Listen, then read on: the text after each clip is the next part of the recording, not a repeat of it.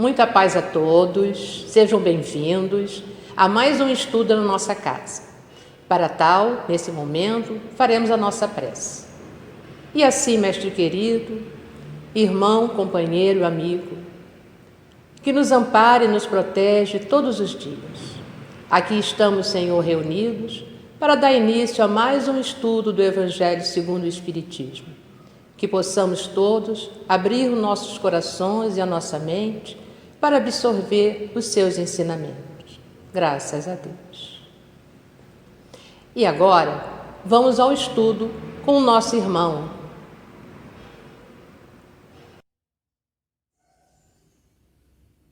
Boa noite, queridos irmãos. Paz e alegria em nossos corações. Estamos aqui na noite de hoje para mais um estudo em nossa casa, o Centro Espírita Luz e Caridade de Santa Cruz.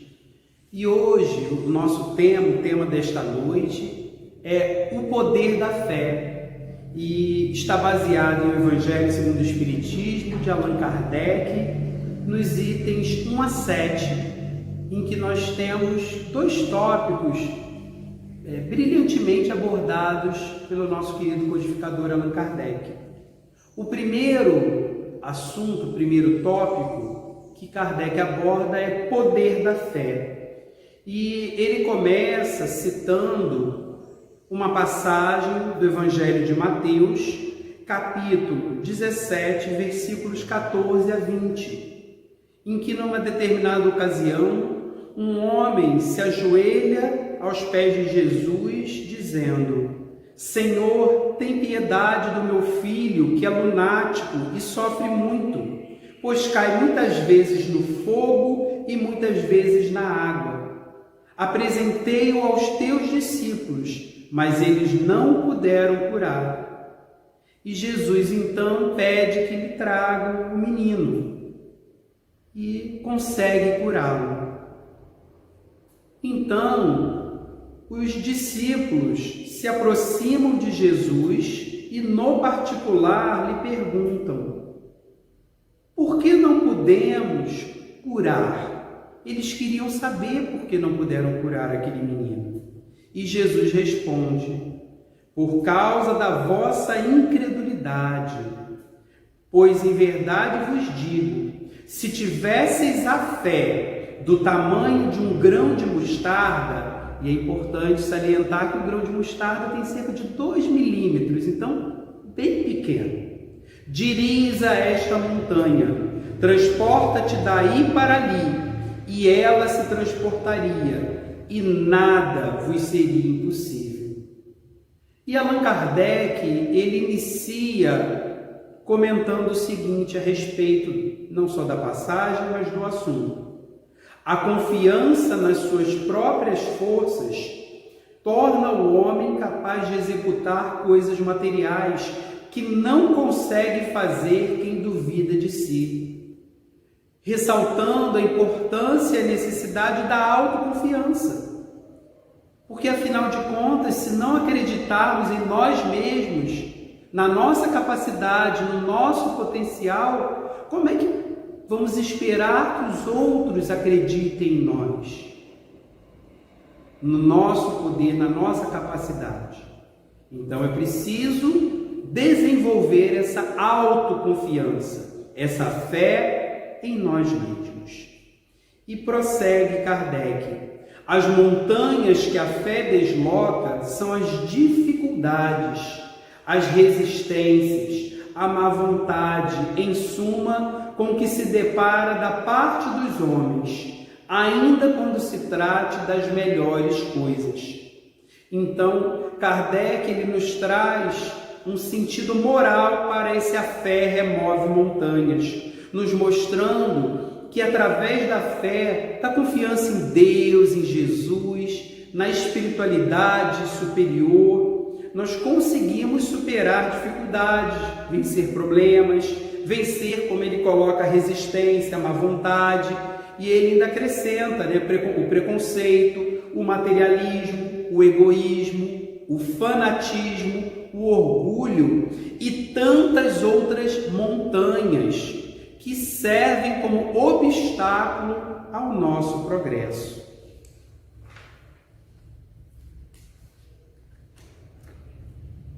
E prossegue Kardec: a fé robusta, ou seja, sólida, firme, dá a perseverança, a energia e os recursos que fazem se vençam os obstáculos, assim nas pequenas que nas grandes.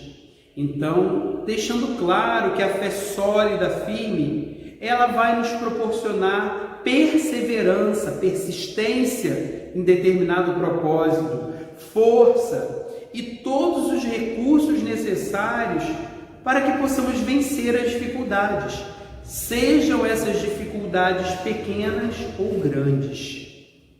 E ele acrescenta dizendo, a respeito da fé vacilante, que essa fé vacilante, aquela fé que não é firme, por outro lado, ela vai gerar incerteza, dúvida, indecisão.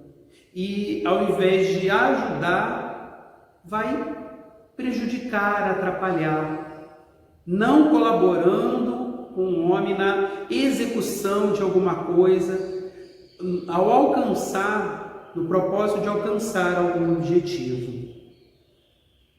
E no parágrafo seguinte, prossegue o codificador: noutra acepção, ou seja, noutro sentido, entende-se como fé a confiança que se tem na realização de uma coisa, a certeza de atingir determinado fim.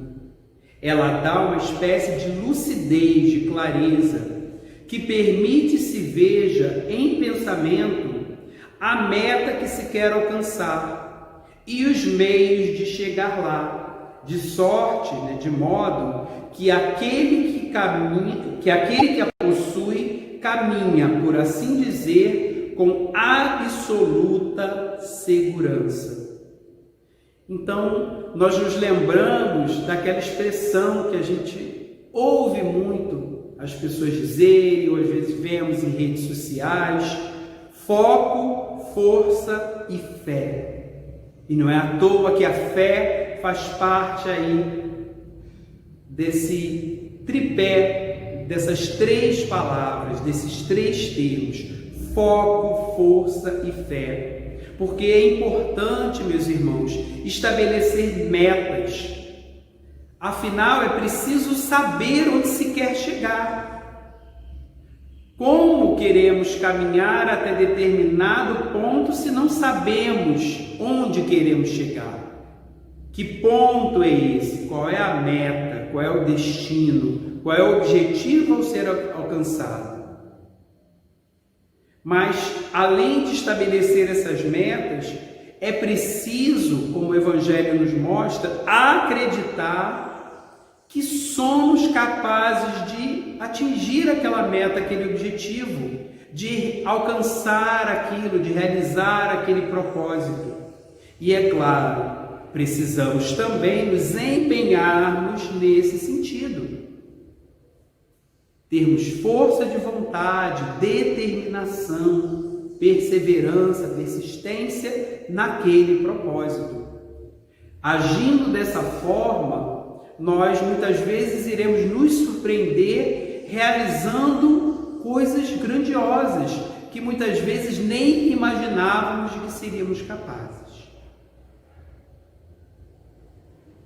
Kardec prossegue falando mais sobre a fé sincera, quando ele diz: a fé sincera e verdadeira é sempre calma, faculta, possibilita a paciência que sabe esperar, porque, tendo seu ponto de apoio na inteligência e na compreensão das coisas, tem a certeza de chegar ao objetivo visado, ao objetivo que se tem em vista.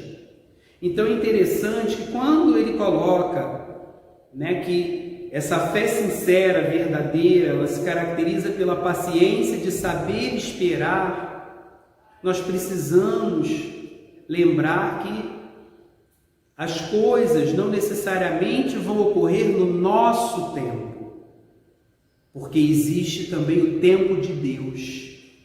E nem sempre o tempo de Deus corresponde ao nosso tempo. E é aí que muitas vezes se encontra o problema, porque nós queremos que as coisas aconteçam no nosso tempo. E muitas vezes não temos essa devida compreensão de que as coisas, elas vão acontecer, muitas vezes, no tempo de Deus e não no nosso. Então precisamos ter essa calma, essa paciência de saber esperar também o momento certo. Não no sentido de comodismo, mas de fé, de resignação, de submissão à vontade de Deus. Por isso que Kardec mostra que junto com a fé verdadeira, sincera, está a calma, a paciência, a compreensão e a certeza. Essa compreensão, ela nos dá uma certeza. Isso caracteriza a fé verdadeira. E ele complementa mostrando o contraponto da fé vacilante, daquela fé que não é firme, em que muitas vezes se caracteriza pelo uso da violência. Por que a fé vacilante muitas vezes se prevalece da força bruta, da violência? Justamente para disfarçar, para ocultar a sua própria fraqueza, a sua inconsistência. E mais à frente, Kardec deixa claro para nós que fé é diferente de presunção, porque presunção está associada ao orgulho, arrogância, prepotência, pretensão. Então, olha o que ele nos coloca no item 4. A verdadeira fé se conjuga à humildade. Aquele que a possui deposita mais confiança em Deus do que em si próprio, por saber que simples instrumento da vontade divina, nada pode sem Deus. Por essa razão é que os bons espíritos lhe vêm em auxílio. Então, deixando claro que essa fé genuína, autêntica, ela pressupõe a humildade, a confiança em Deus, no seu poder, na sua grandeza, na sua magnitude, entendendo que a vontade divina é suprema, a vontade de Deus é suprema. Porque Deus é onipotente, é o Todo-Poderoso. E junto com isso, essa humildade nos traz o entendimento também de que nós somos meros instrumentos dessa vontade divina. E quando nós entendemos isso e nos colocamos nessa posição de instrumentos de Deus, porque afinal Deus serve as criaturas através das próprias criaturas, através dessa nossa humildade, nós vamos atrair para nós o auxílio dos bons espíritos, que virão nos ajudar para que possamos ser bons instrumentos, sermos úteis ao próximo, servirmos ao nosso semelhante da melhor forma possível. E Kardec, ele frisa mais uma vez que presunção não é fé, mas orgulho que acaba levando à decepção, ao fracasso e gerando prejuízos os mais variados na vida daquele que se deixa levar por esse sentimento.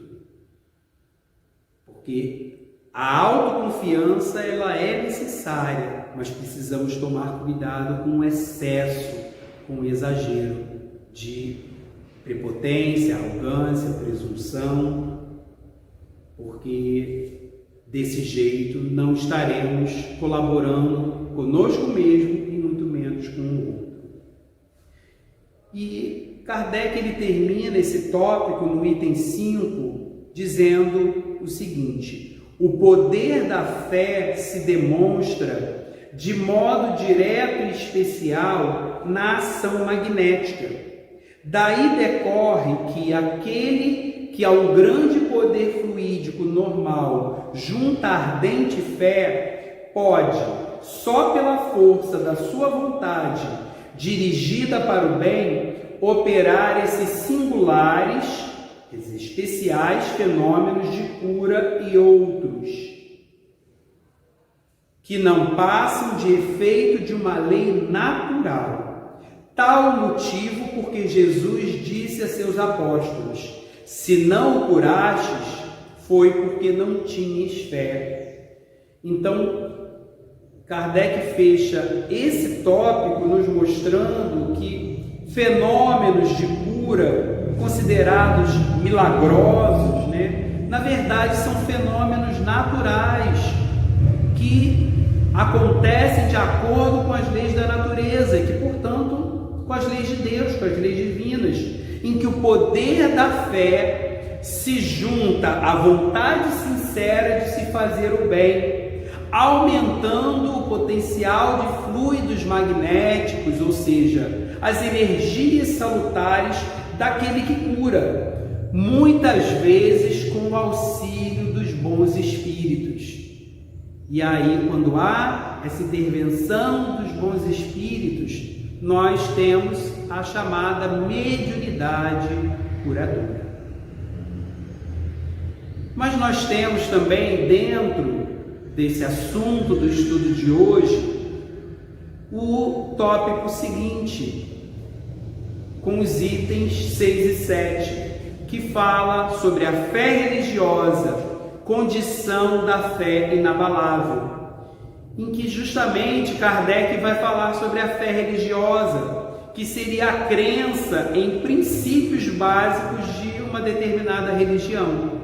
E ele diz o seguinte, logo no item 6, sob esse aspecto, ou seja, religioso, pode a fé ser raciocinada ou cega.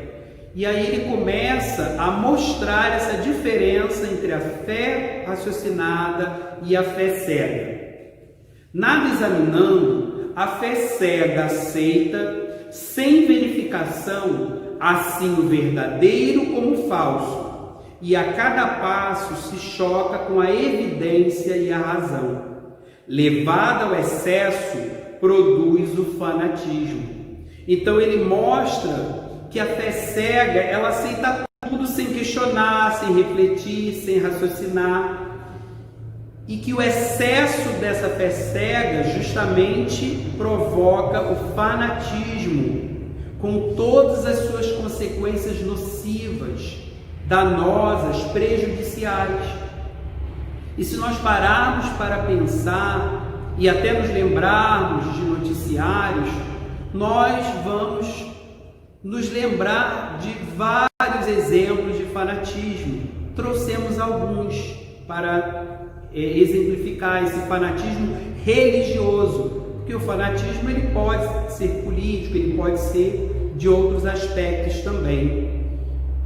Nós temos o exemplo de um casal norte-americano que orou pela cura do seu filho adolescente, mas não o levou ao médico. E o filho veio a desencarnar. Porque não é pelo fato de nós termos confiança em Deus, Jesus, nos amigos espirituais, que nós vamos deixar de lado a necessidade, muitas vezes, da ajuda material, do auxílio de um médico, de um tratamento. Isso é muito importante. Um outro exemplo são os casos de intolerância religiosa que, infelizmente, têm se tornado cada vez mais comuns em nossa sociedade.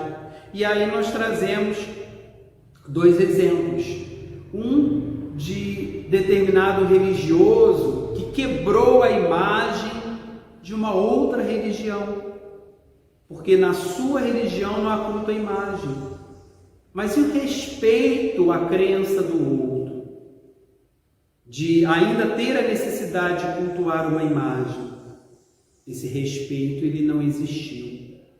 E um outro fato de intolerância também, muito triste e lamentável, foi de uma menina de 11 anos que foi apedrejada na saída de uma cerimônia de candomblé, que é a sua religião. Isso ocorreu no Rio de Janeiro, uns anos atrás. E ela ficou machucada, mas poderia ter sido ainda pior a situação, dependendo do local onde a pedra atingisse. E além disso, nós temos outros fatos. Tivemos também, tempos atrás, o caso de uma mulher africana que sofreu a lapidação, ou seja, o apedrejamento porque cometeu adultério. Temos também notícias em algumas seitas fanáticas, às vezes, de que cometem suicídio coletivo de todo um grupo. Nós temos o caso da Al-Qaeda, do Estado Islâmico, com seus ataques terroristas, seus homens-bomba. Então, esses e tantos outros casos de fanatismo religioso, de fé puramente cega. Mas Kardec ainda fala mais sobre a fé cega. Ele diz, assentando, quer dizer, baseado no erro, cedo ou tarde ela desmorona. Somente a fé que se baseia na verdade garante o futuro, porque nada tem a temer do progresso das luzes, dado que o que é verdadeiro na obscuridade também o é a luz meridiana, quer dizer, a luz do meio-dia, a luz clara. E nos mostrando que a fé cega, ela acaba se desfazendo com o tempo, porque não tem uma base sólida. Porque só tem futuro a fé que se baseia na verdade. Porque a fé baseada na verdade, ela não teme o progresso do conhecimento. Porque o conhecimento humano progride, evolui. E é preciso que a fé acompanhe isso, que a religião acompanhe esse progresso. Progresso científico, progresso filosófico, enfim. E Kardec, ele nos coloca, que aquilo que é verdadeiro será verdadeiro sempre, seja em tempos de ignorância ou em tempos de esclarecimento, de conhecimento. E aí nós nos lembramos, como exemplo, da ideia do movimento da Terra. Porque de que a Terra, ela se movimenta, fazendo um movimento de rotação, girando em torno de si mesma, do seu próprio eixo, e de translação ao redor em torno do Sol. E essa ideia, ela é um fato que já existia lá na Idade Média, embora combatida pela religião, mas já estudada, pesquisada por alguns cientistas que inclusive foram perseguidos. E até hoje ela existe, porque é um fato, é uma verdade. Hoje, com condições maiores de comprovação científica, através do avanço da ciência e dos seus instrumentos. E Kardec, ele coloca também que cada religião ela quer ter a posse da verdade, ou seja, quer ser dona da verdade. E aí nós nos lembramos da questão 842 do Livro dos Espíritos, em que o próprio Allan Kardec pergunta, qual o caráter, a característica da verdadeira religião, e os espíritos superiores sabem que é aquela que forma o maior número de homens de bem, porque o objetivo da religião deve ser a moralização da criatura humana. E a fé, Kardec coloca no item 7 em seguida, ela não deve ser imposta, mas sim deve ser um sentimento natural, que pode até ser desenvolvido, fortalecido. E ele também ressalta que todos podem ter fé, mesmo aquelas criaturas mais resistentes, porque as verdades espirituais, elas estão aí, acessíveis a todos. bastando que se queira buscar essas verdades e se esteja aberto, com a mente aberta a compreender, né, certas verdades. E aí Kardec coloca o seguinte: tende, pois, como certo que os que dizem nada de melhor desejamos do que crer, mas não podemos, apenas lábios o dizem e não do íntimo, porquanto, ao dizerem isso, tapam os ouvidos. As provas, no entanto, chovem-lhes ao derredor. Por que fogem de observá-las? Da parte de uns a descaso, da de outros o temor, o medo de serem forçados a mudar de hábitos. Da parte da maioria há orgulho, negando-se a reconhecer a existência de uma força superior, porque teria de curvar-se diante dela. Então Kardec deixa claro que ninguém está impedido de crer, de ter fé, basta querer. É preciso ter olhos de ver, ouvidos de ouvir, porque as provas, elas estão ao redor, como ele coloca, e a negação disso, dessas provas, dessas verdades, ela se dá, às vezes, por descaso, por desinteresse, muitas vezes por medo de mudança, porque aceitar determinadas verdades implica em mudar de atitude. E muitas vezes não queremos, preferimos ficar acomodados nos nossos velhos conceitos. E muitas vezes também por orgulho, como por exemplo o caso da crença, da fé em Deus, que muitos, caracterizados pelo ateísmo, pela descrença em Deus, assim estão por uma questão de orgulho, por não quererem admitir a existência de um ser superior a eles mesmos, de uma inteligência maior do que a sua.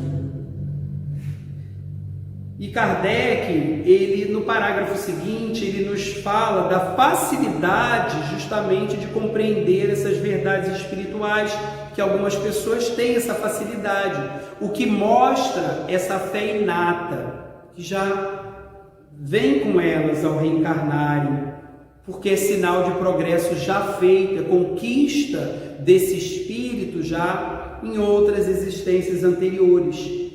Assim como, por outro lado, a dificuldade de entender essas verdades espirituais demonstra um certo atraso evolutivo, uma educação espiritual moral a ser feita, seja nesta ou em futuras existências.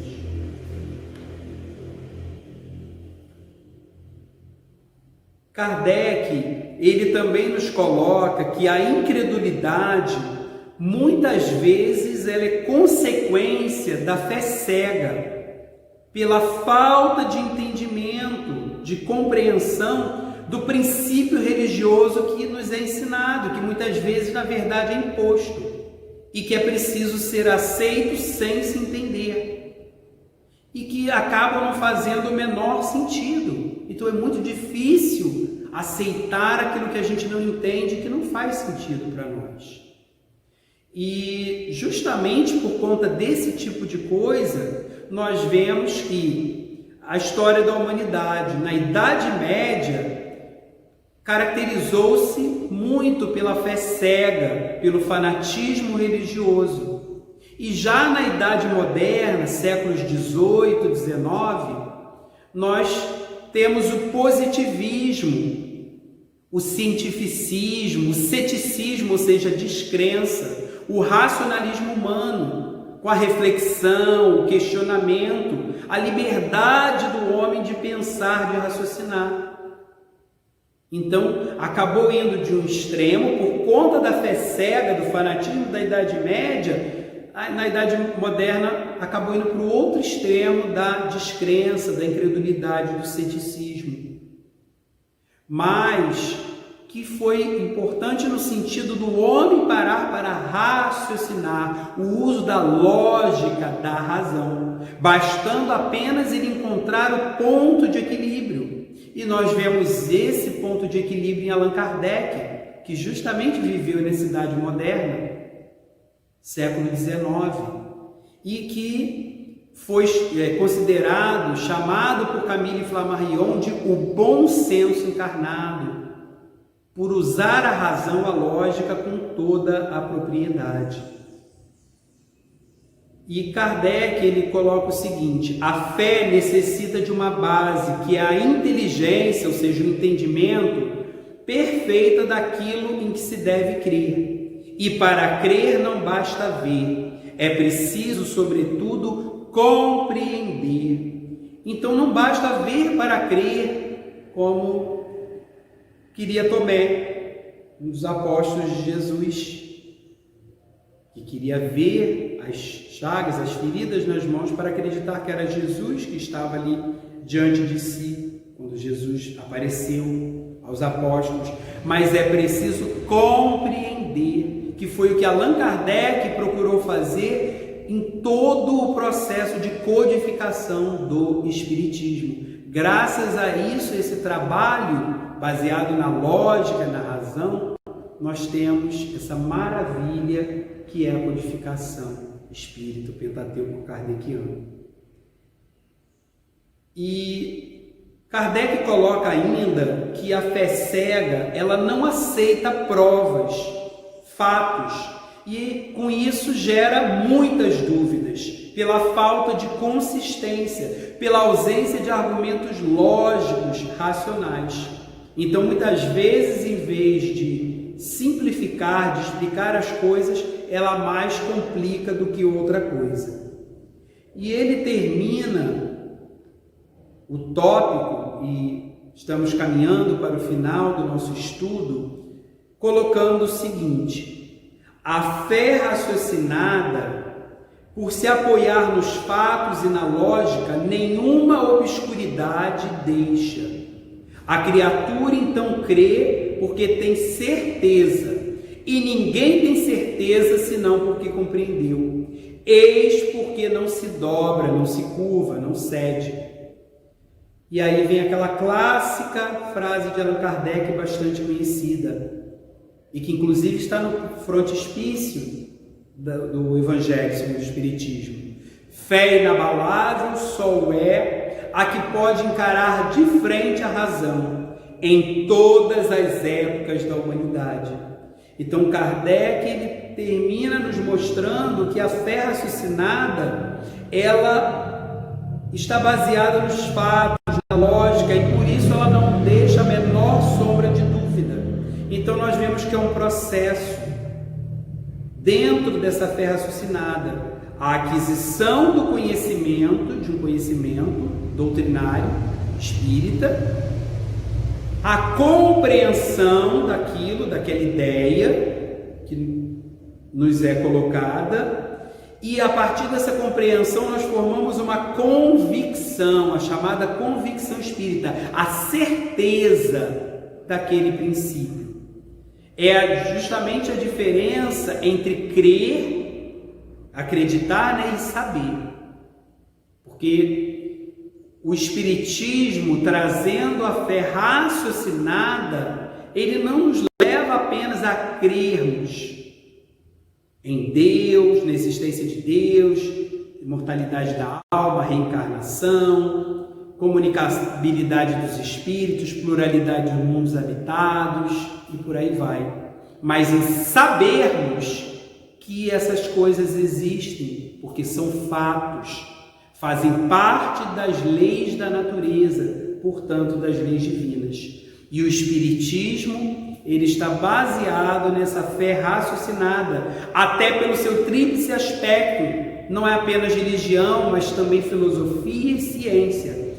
E que tem um caráter progressivo, que acompanha o progresso do conhecimento humano e, portanto, jamais estará ultrapassado.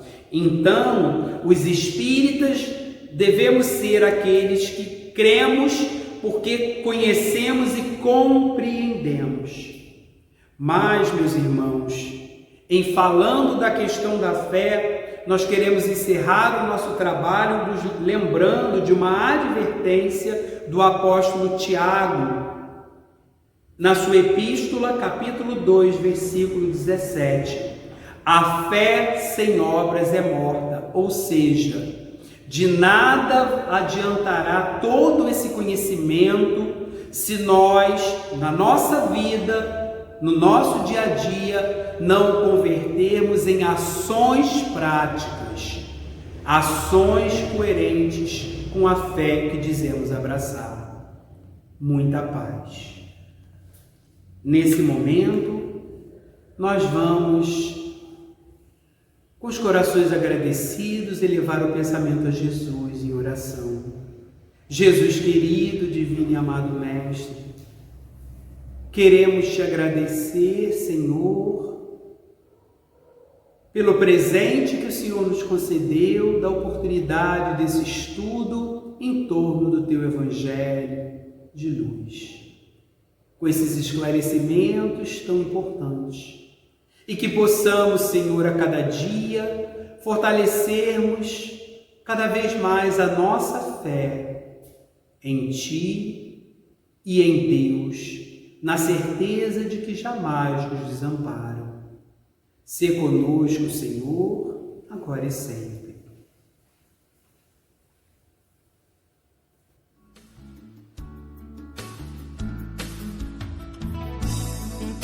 Tenta muito querer respirar lá no seu quente ninho, a luz também enxergar.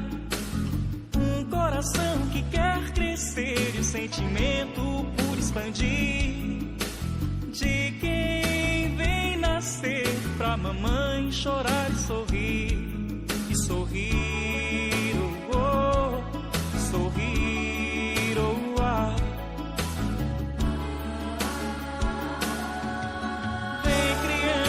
Vem surgindo com a divina beleza de viver. Vem criança, vem chorando e no colo junto ao seio emudecer. Vem criança, vem sorrindo, alegre por de novo renascer, renascer e viver, renascer e crescer. Mamãe, eu te quero sentir, me eduque, quero evoluir. É nosso destino irreversível, a gravidez é compromisso a assumir. Meus bracinhos nesta chance procuram também trabalhar para um mundo novo de esperanças que na terra há de vingar, de vingar, oh, de vingar, oh, ah. Vem criança, vem surgindo com a divina beleza de viver. Vem criança, vem chorando e no colo junto ao seio emudecer. Vem criança, vem sorrindo, alegre por de novo renascer, renascer e viver, renascer.